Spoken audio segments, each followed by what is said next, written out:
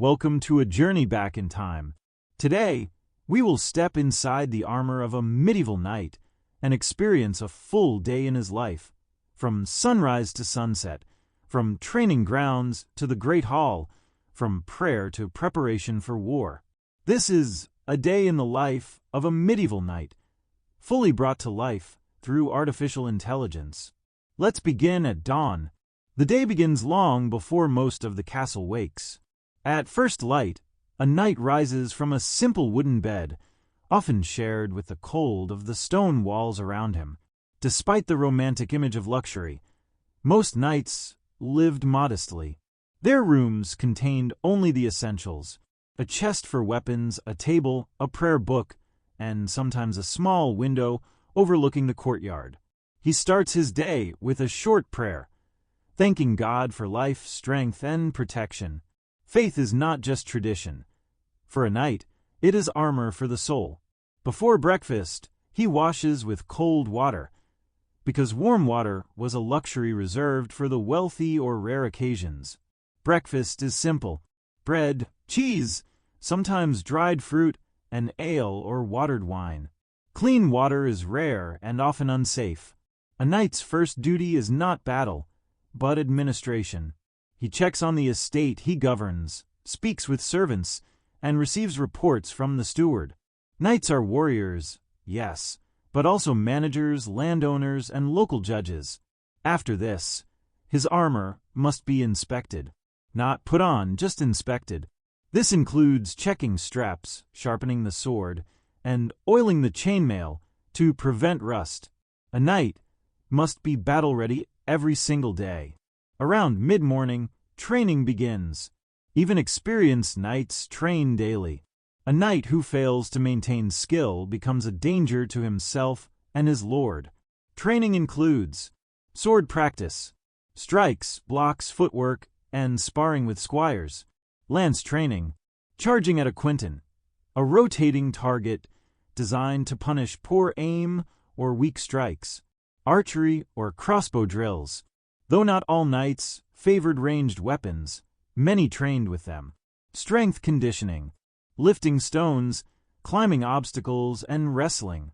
Every movement prepares him for the weight of armor, which can reach 25 to 40 kilograms, depending on the century. The sound of clashing steel fills the courtyard.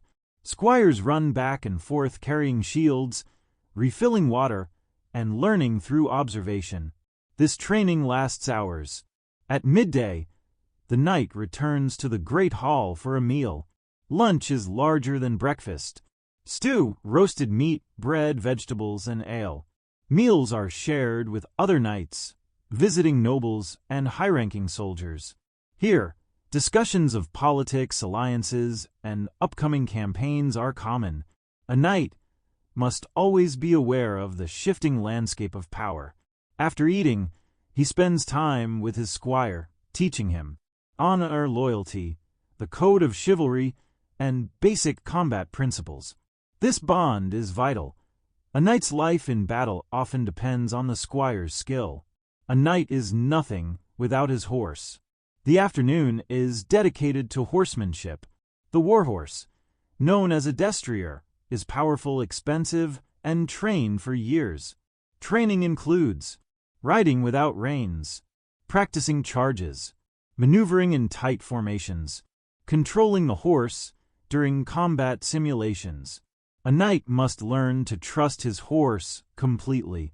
Some horses are trained to kick, bite, or even trample enemies. The connection between knight and horse is almost sacred.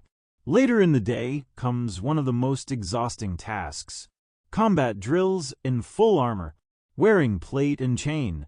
The knight repeats the movements from the morning, but now with the burden of metal. He practices sword and shield techniques, mace and warhammer strikes, countering armored opponents, formation fighting with other knights, and sometimes jousting rehearsals. Sweat pours beneath the armor. Breathing is harsh. Vision is narrowed by the helmet. Only the strongest can endure. By late afternoon, the knight returns to his role as a local leader. He listens to disputes among villagers, settles conflicts, and enforces the laws of the Lord he serves. A knight's authority is respected, but also feared. Even in times of peace, discipline must be maintained. A knight is responsible for protecting the people, but also controlling them. As the sun sets, the knight attends evening mass in the castle chapel. He prays for forgiveness, guidance, and courage. Medieval life is uncertain. Sickness, war, and famine are constant threats. Faith provides stability. The chapel's candlelight flickers across stone walls as monks chant softly. It is a moment of peace after a day of iron and sweat. Dinner in the great hall is a grand but disciplined affair. Minstrels may play music. Stories of battles, hunts, and heroic deeds are shared.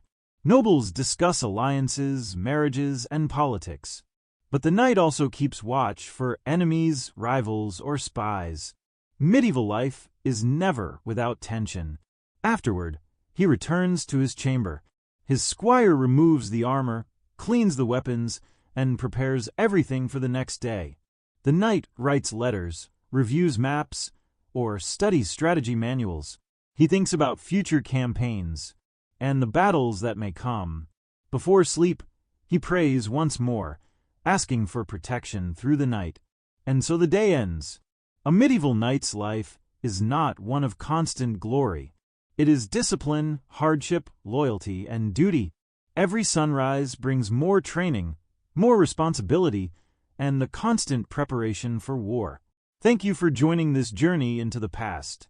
If you enjoyed this video, consider subscribing for more AI-rendered history and storytelling.